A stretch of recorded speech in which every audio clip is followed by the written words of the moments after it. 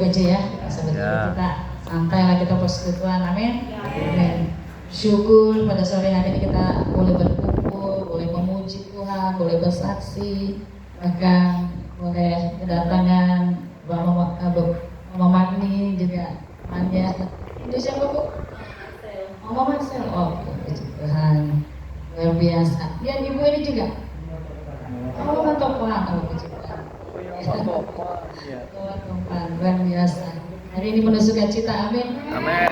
Waktu tadi mendengarkan kesaksian satu-satu gitu, Tuhan bicara pada saya. Aku mengasihi Beren Rambang, aku mengasihi mereka ini semua dengan kesederhanaan Bapak Ibu, kemudian kesaksian yang disampaikan begitu lucu tapi menggairahkan ya. Tapi semakin hari saya melihat ada banyak perubahan terjadi lewat kesaksian-kesaksian disampaikan, amin. Bukti bahwa Tuhan mengubahkan kehidupan kita ya. Kita tidak lagi jadi sama dengan kehidupan kita yang lama, tapi ada satu yang baru yang Tuhan sudah ubahkan. Bahkan cara kita bersaksi pun itu menjadi berbeda ketika disampaikan tadi ya. Luar biasa pekerjaan Tuhan. Baik, kalau dihitung-hitung memang tahun ini adalah tahun ke-9 pelayanan di BNN Rambang. Di bulan Maret sebenarnya itu 9 tahun. Dimulai 2016 ketika gedung gereja itu belum seperti itu sama sekali. Ketika Bapak Ibu Silalahi membawa kami melayani ke tempat ini dimulai di 2016. Kemudian sempat terhenti karena COVID ya. Hampir 2 tahun tidak ada ibadah. Kemudian di 2022 setelah selesai COVID, memang Tuhan menginginkan bukan hanya kami saja yang melayani di tempat ini. Tuhan kasih Bapak Ica, Mama Ica, dan Ibu Robi di Palangkaraya untuk bersama-sama melayani tempat ini. Pilihan Tuhan gak pernah salah, amin. Amin. Luar biasa. Dan saya percaya gerakan Allah terus terjadi di tempat ini. Kemarin kita lihat ada doa hari Rabu di tempat ini. Luar biasa. Ada bapak-bapak, Mama Bebek, ada Mama Nawi, Mama Grace, apalagi tuan rumah di tempat ini ya. Luar biasa. Dan itu akan terus menyala-nyala lebih lagi ya. Semua kita rindu supaya semuanya boleh terlibat di dalam doa bersama untuk desa kita BNN Rambang, dipenuhi kemuliaan Tuhan. Amin. Amin. Sore hari ini saya mau rindu kita bersama-sama mendengarkan firman Tuhan. Saya nggak panjang-panjang. Bapak Ibu, kita ambil ayat kita dari Markus 4 ayat 1 sampai 9. Yang buka bawa HP boleh baca dalam Al-HP-nya. Oh enggak bawa Bebek. Ya enggak apa-apa. Pak Bebek ada Alkitab? Rizky ada? Ya nanti boleh dikasih kalau nggak ada Alkitab. Puji nama Tuhan. Kita mau sama-sama baca mengenai perumpamaan tentang seorang penabur. Kita mau belajar apa yang Tuhan mau melalui kehidupan kita. Kita boleh hidup di dalam firman Tuhan, bertumbuh, berbuah, dan bergerakan, bertumbuh dan berbuah di dalam Tuhan. Kita sama-sama baca ya. Kita baca aja semua bersama-sama karena nggak terlalu banyak. Mulai dari ayat 1 sampai dengan ayat 9. 1, 2, 3. Pada suatu kali Yesus mulai pula mengajar di tepi danau. Maka datanglah orang banyak yang sangat besar jumlahnya mengerumuni dia, sehingga ia naik ke sebuah perahu yang sedang berlabuh lalu duduk di situ. Sedangkan semua orang banyak itu di darat di tepi danau itu. Dan ia mengajarkan banyak hal dalam perumpamaan kepada mereka. Dalam ajarannya itu ia berkata kepada mereka, dengarlah, adalah seorang penabur keluar untuk menabur. Pada waktu ia menabur, sebagian benih itu jatuh di pinggir jalan. Sekali lagi, sebagian benih itu jatuh di pinggir jalan. Lalu datanglah burung dan memakannya sampai habis. Sebagian jatuh di tanah yang berbatu-batu. Sekali lagi, sebagian jatuh di tanah yang berbatu-batu, yang tidak banyak tanahnya. Lalu benih itu pun segera tumbuh karena tanahnya tipis. Tetapi sesudah matahari terbit, lahirlah ia dan menjadi kering karena tidak berakar. Sebagian lagi jatuh di tengah semak duri. Di mana? Sebagian lagi jatuh di tengah semak duri. Lalu makin besar semak itu dan menghimpitnya sampai mati, sehingga ia tidak berbuah. Dan sebagian jatuh di tanah yang baik. Sekali lagi. Dan sebagian jatuh di tanah yang baik. Ia tumbuh dengan suburnya dan berbuah. Hasilnya ada yang 30 kali lipat, ada yang 60 kali lipat, ada yang 100 kali lipat. Dan katanya, siapa yang mempunyai telinga untuk mendengar, hendaklah ia mendengar. Puji nama Tuhan, amin. Mungkin saudara-saudara sudah pernah sering mendengar perumpamaan ini ya. Kita mendengar perumpamaan tentang seorang penabur. Waktu itu Tuhan Yesus sedang mengajar. Ada banyak orang ingin mendengarkan Tuhan Yesus di tepi sebuah danau. Dan supaya Tuhan Yesus bisa terlihat di tengah-tengah kerumunan itu, dia naik ke atas sebuah perahu. Di situ di danau itu ada, kalau dibilang ada 2 perahu, dan Tuhan naik di salah satu perahu itu. Dan semua masyarakat yang datang untuk mendengar Tuhan Yesus mengajar duduk di tepi-tepi pantai dan mendengar apa yang disampaikan oleh Tuhan Yesus. Di ayat yang ketiga, Tuhan Yesus mulai berkata, dengarlah, katanya, adalah seorang penabur yang keluar untuk menabur. Jadi Bapak Ibu, Tuhan Yesus sedang mengajar melalui perumpamaan. Bapak Ibu tahu perumpamaan? Perumpamaan itu sesuatu yang pengandaian. Jadi ada suatu cerita, tapi Tuhan Yesus membuat itu sebagai perumpamaan atau pengandaian atau bentuk lain dari sebuah cerita. Jadi sebagai contoh seperti itu. Ada seorang penabur keluar untuk menabur. Pada waktu menabur, sebagian benih itu jatuh di mana?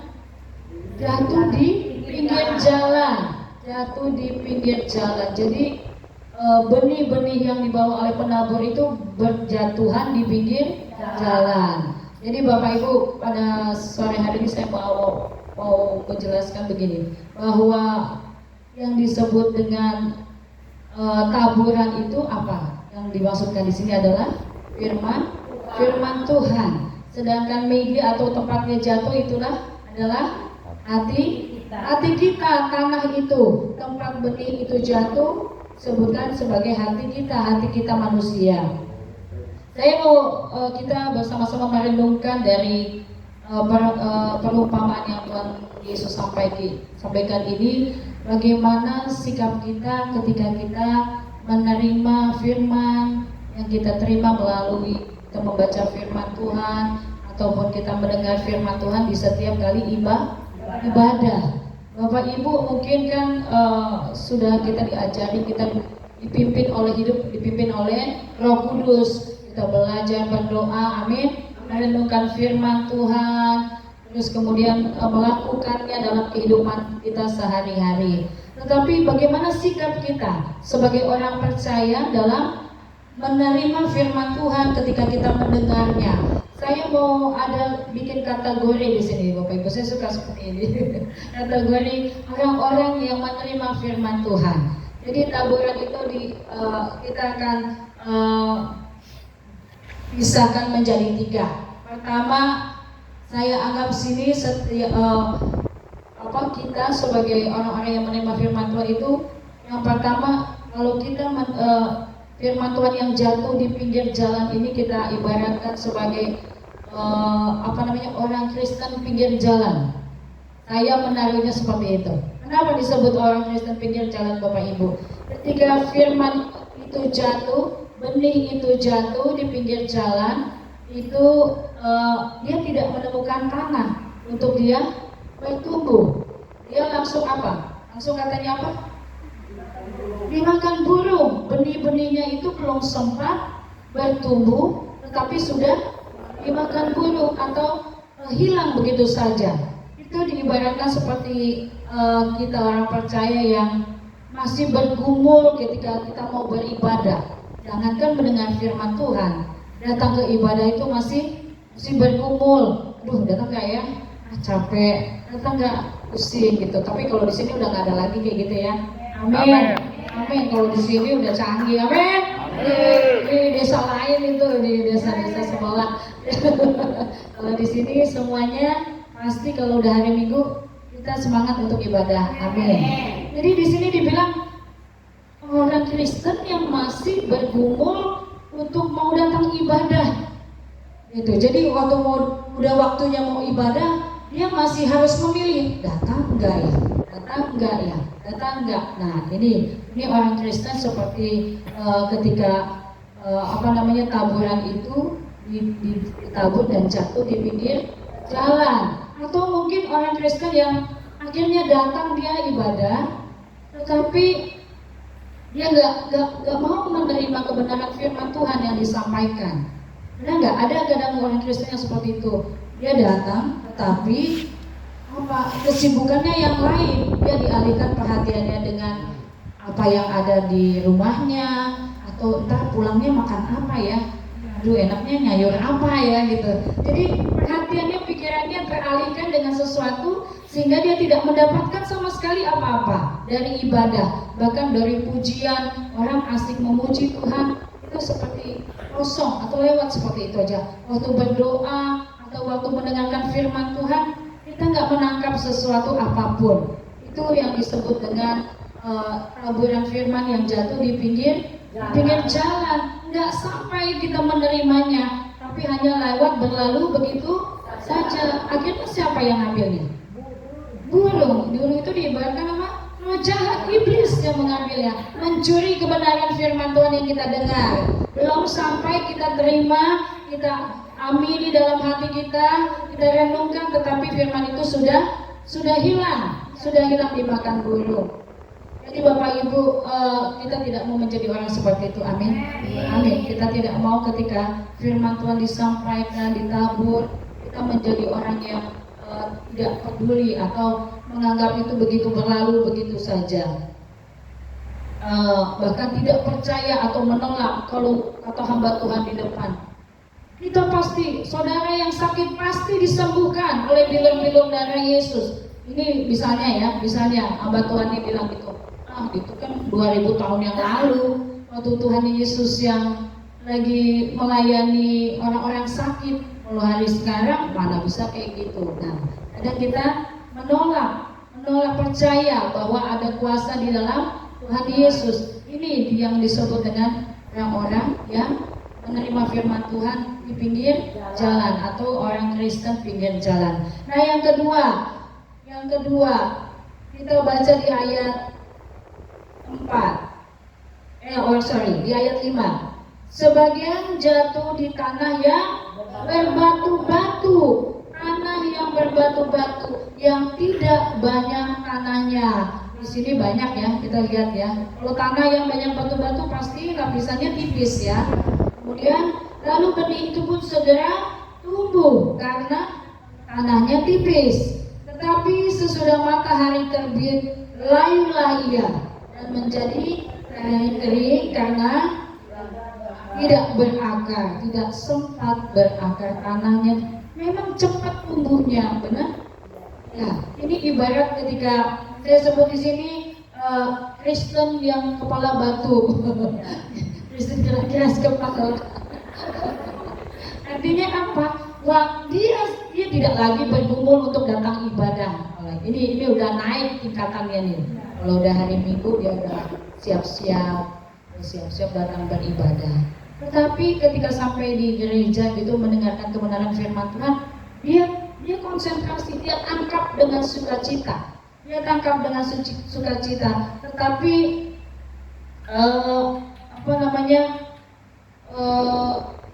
firman yang didengarkan itu ditangkapnya seperti itu begitu saja, tidak dipahaminya, tidak direnunginya dengan dalam-dalam, bahkan tidak dipercayanya sepenuhnya.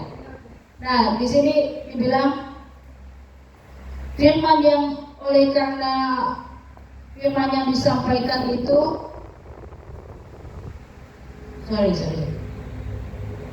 Nah,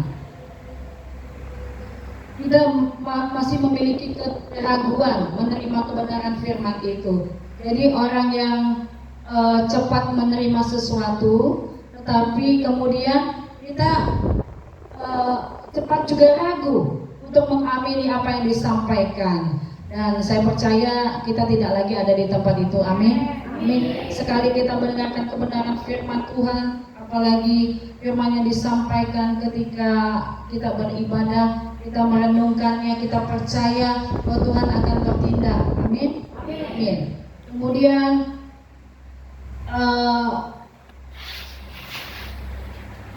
ketika firman disampaikan itu mungkin ada sesuatu yang menekan kita dalam kehidupan kita. Jadi Kristen kepala batu itu keras kepala, Bapak Ibu, mengerti gak? Jadi begini, kalau disampaikan kasihi musuhmu, ampuni sesamamu, kita Tuhan, dia kan nggak tahu kalau saya ini disakiti sampai ke tulang rusuk saya sakit semua. Suruh mengampuni, nggak mau mengampuni, padahal dia sudah dengar firman Tuhan. Nah, ini yang disebut dengan Kristen kepala batu. Kalau masih ada di sini bertobat. Dan yang ketiga, Kristen semak duri. Jadi taburan benihnya ditabur jatuh di semak-semak duri, di semak-semak duri. Jadi semakin semak durinya itu naik, bertumbuh. Memang dia bertumbuh juga, tetapi dia dihimpit oleh semak-semak itu sehingga dia menjadi mati. Inilah sebagian dari kekristenan yang terjadi hari ini. Kadang kita menerima kebenaran firman Tuhan, tetapi datang kekhawatiran, ketakutan untuk mengamini kebenaran firman Tuhan. Kita menjadi nggak percaya kepada firman Tuhan. Ketika firman Tuhan katakan kamu adalah anak ahli waris milik kepunyaan Tuhan. Tuhan, aku nih nggak punya apa-apa. Dibilang ahli waris.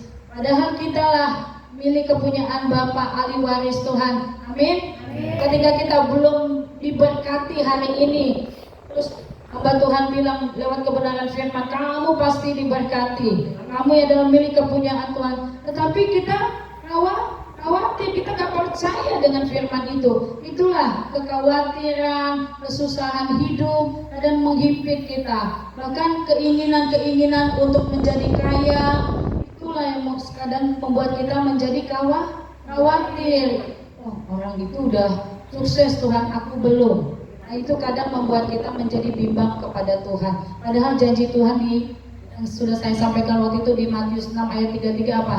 Carilah dulu kerajaan Allah dan kebenarannya, maka semuanya itu akan ditambahkan kepadamu. Jadi kerjakan bagian kita untuk kita melayani Tuhan. Cari kerajaan Allah, cari kebenarannya, maka semuanya itu akan ditambahkan kepada kita. Coba, orang yang ingin kaya itu dia melakukan segala hal, benar nggak? Kerja banting tulang tadi yang dibilangin Mama Nawi itu, nah dia capek, dia habis itu sakit, tapi hasilnya nggak ada, pulangnya nggak buat apa-apa. Padahal firman Tuhan udah bilang loh di 1 Timotius 6 ayat 9. Coba Mama Nawi baca 1 Timotius 6 ayat 9. Atau mungkin Tina ya dapat.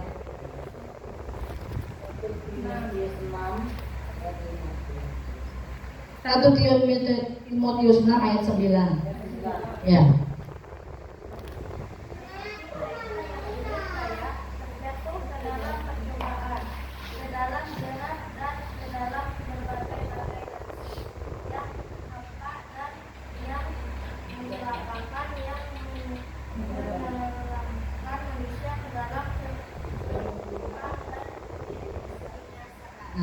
tetapi mereka yang ingin kaya. Boleh nggak di Alkitab kita kaya? Boleh nggak? Boleh. Boleh. Tuhan memberkati kita supaya kita berkelimpahan di dalam Dia. Amin. Tapi kita itu berkat bonus dari Tuhan. Tapi katanya, tetapi mereka yang ingin kaya, yang pikiran fokusnya hanya ingin kaya, bangun pagi, duit, mau tidur, duit. Mereka yang ingin kaya katanya apa? Terjatuh ke dalam pencobaan, ke dalam jerat dan ke dalam berbagai nafsu hampa dan yang mencelakakan, yang menenggelamkan manusia ke dalam kebuntuan dan kebinasaan. Jadi biarlah berkat Tuhan itu yang mengikuti kita. Amin. Amin. Karena usaha kita, susah payah kita, kalau tidak diberkati Tuhan tidak menghasilkan apa. Banyak orang kaya itu susah cari tidur loh Bapak Ibu. Nggak bisa tidur, harus minum pil tidur supaya dia bisa tenang. Walaupun tempat tidurnya yang harganya puluhan juta juga tidak bisa membuat dia tenang. Tapi kita yang diberkati Tuhan, berkat itu mengikuti kita, asal kita dengan sungguh bekerja, melakukan kebenaran firman Tuhan dengan kejujuran dan takut akan Tuhan, maka Tuhan akan melimpahkan kita dengan berkatnya. Amin. Baik, nah yang itu dari 3 taburan firman Tuhan atau benih-benih yang ditabur yang akhirnya menjadi mati. Dan terakhir yang diinginkan Tuhan adalah kita menerima firman Tuhan di tanah yang subur, hati yang subur, hati kita yang terbuka dengan firman Tuhan. Saya sebut di sini Kristen yang berbuah. Kenapa kita kadang suka diumpamakan dengan pohon ya, tumbuh gitu. Karena Bapak Ibu sebuah pohon itu tidak makan dari hasil buahnya, benar? Kalau pohon makan nggak hasilnya, buahnya? Dia makannya nggak? Yang menikmati siapa? Kalau pohon itu dia menikmati nggak buahnya? Enggak, dia bertumbuh dari buahnya itu enggak, dia bertumbuh dari nutrisi yang ada di akarnya, di tanah, di bawah kan? Di bawah. Berarti bahwa setiap kita bertumbuh itu semakin dalam, semakin besar kalau kita dari nutrisinya itu semakin melakukan firman Tuhan, mendengar firman Tuhan, membaca firman Tuhan, merenungkan firman Tuhan. Itu membuat kita semakin bertumbuh kuat dan akhirnya kita berbuah. Yang menikmati siapa? Yang menikmati buah kita siapa? Orang lain yang melihat. Benar nggak? Udah ada perubahan ya di kehidupan Mama Nawi ini. Tadinya dia jangan sampai kesenggol dikit. Bisa keluar ini enggak ya? Sekarang udah berubah ya. Jadi lemah lembut ya. Apalagi Bapak Meme. Tadinya diam, susah ngomong. Sekarang coba buahnya udah dilihat. Amin.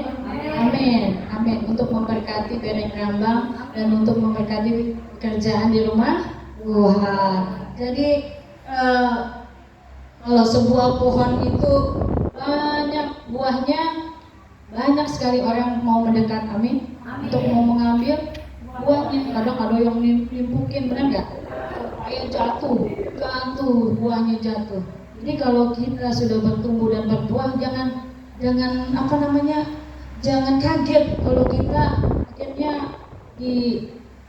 akhirnya dihina orang, kemudian disindir-sindir orang, benar nggak? Bahkan ditimpukin orang katanya, ya, untuk mau menjatuhkan kita ya. Jangan kaget karena itu. Tetapi kita tetap kuat, harus bertumbuh di dalam Tuhan. Kadang kita digosipin, kadang kita dianggap dicibir gitu, iri hati, dengki orang pada kita kalau kita sudah menghasilkan buah yang manis. Tapi kita mau tetap di dalam Tuhan. Jadi buah yang dihasilkan pohon itu dari sebuah pohon yang banyak buahnya, dia menghasilkan kembali biji-biji yang baru. Jadi Bapak Ibu kalau makan buah sama biji-bijinya enggak? Hah? Semuanya ditelan? Ya enggak, buahnya aja kan? Bijinya pasti dibuang. Nah begitu juga biji-bijinya itu akan menghasilkan pohon-pohon yang baru. Begitu dia hidup kita kekristenan kita, amin. Setelah kita berakar di dalam Tuhan, renungan firman Tuhan, melakukannya, kita menjadi kuat, menghasilkan buah, maka kita akan menghasilkan pohon-pohon yang artinya apa itu? Kita harus layani Tuhan, memberitakan Injil supaya orang lain juga boleh sama seperti kita bisa berbuah. Dari biji-biji baru, buah-buah itu akhirnya menghasilkan pohon-pohon yang baru, dan kemudian pohon-pohon itu juga menghasilkan buah. Katanya menghasilkan buahnya sampai 30 kali ganda, 60 sampai 100 kali ganda. Yang Tuhan inginkan dalam hati hidup kita, bahwa kita mau terus merenungkan firman Tuhan. Kita sudah belajar berdoa, betul Bapak Ibu? Belajar berdoa. Jangan jenuh-jenuh berdoa. Ada waktu berdoa, ambil waktu berdoa kapan saja itu. Dan sekarang kita mulai tingkatkan. Kita baca firman Tuhan. Kadang-kadang baca firman Tuhan itu pasti Tuhan gak ngerti, benar gak? Ini mau bicara mengenai, tapi jangan menyerah. Bapak Ibu ya, Bapak Bebek juga ya, jangan menyerah. Kita mau terus baca firman Tuhan, baca firman Tuhan. Nanti Tuhanlah yang membuka pikiran kita untuk mengerti kebenaran firman Tuhan. Jadi jangan kayak orang buka Alkitab terus sok-sok kamu tuh sok rohani, ya misalnya Mama Atul gitu kan, lagi jaga orang sakit gitu di mana gitu. Terus tiba-tiba dia buka Alkitab mau baca firman Tuhan. Walaupun dia diejek, disindir-sindir itu, jangan berhenti ya, jangan takut, nggak apa-apa. Atau kalau kita punya HP, kita bisa baca firman Tuhan. Kita gunakan HP kita, memang kita boleh bermedia sosial, tetapi lewat ini juga kita bisa membaca HP. Apalagi kalau kita yang udah umur 30-an, 40, bisa lihat aku yang kecil-kecil tuh. Nah, kalau saya nggak bisa lihat lagi. Saya bikin segede-gede apa gitu nih hurufnya, ya. Nah, ini juga saya sampaikan kepada kita, kalau kita berdoa di tempat ini ya, tahu ya. Jadi kalau kita ada pertemuan doa, usahakan kita membaca dan merenungkan firman Tuhan dulu ya. Mau satu pasal kita baca bersama-sama, baru setelah itu kita berdoa. Mungkin pagi-pagi Nawi dapat sesuatu, atau Mama Mimi dapat sesuatu dari kebenaran firman Tuhan, atau Mama Nawi boleh disampaikan sama-sama sebelum kita berdoa. Itu memberikan kekuatan, dan apa yang menjadi dasar firman Tuhan itu kita bawa di dalam doa kita. Baik, itu saja dari saya sharing firman kita pada sore ini. Kita siapkan hati kita berdoa. Terima kasih Tuhan.